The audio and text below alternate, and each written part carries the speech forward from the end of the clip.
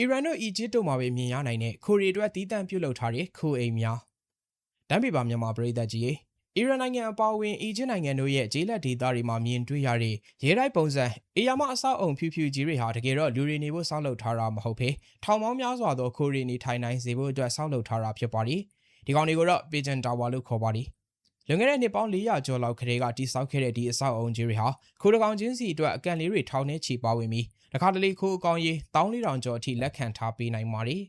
ဒါပေမဲ့ဒီခိုးအိမ်တွေကိုခိုးသားစားဖို့အတွက်စောက်ခဲ့တာလုံးဝမဟုတ်ပါဘူးသူတို့အဓိကရွေချက်ကခိုချီတွေကိုစုဆောင်းမှုဖြစ်ပါတယ်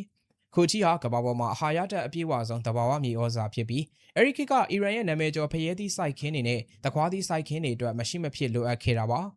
အဆောက်အုံရဲ့ဒီဇိုင်းကလည်းအံ့ဩစရာကောင်းလောက်အောင်သိပ္ပံနီးကြလုံးပါတယ်အတွင်းပိုင်းကအကန့်လေးတွေဟာခိုရီစိတ်ရေးချမ်းသာနားနေနိုင်မှုအတွက်ဖန်တီးထားသလိုအဆောက်အုံရဲ့ပုံသဏ္ဍာန်ကလည်းပဲမွေးလေးလင်းယုံနေလိုမျိုးရန်သူတွေမဝင်နိုင်အောင်လို့အထူးစီမံထားတာဖြစ်ပါတယ်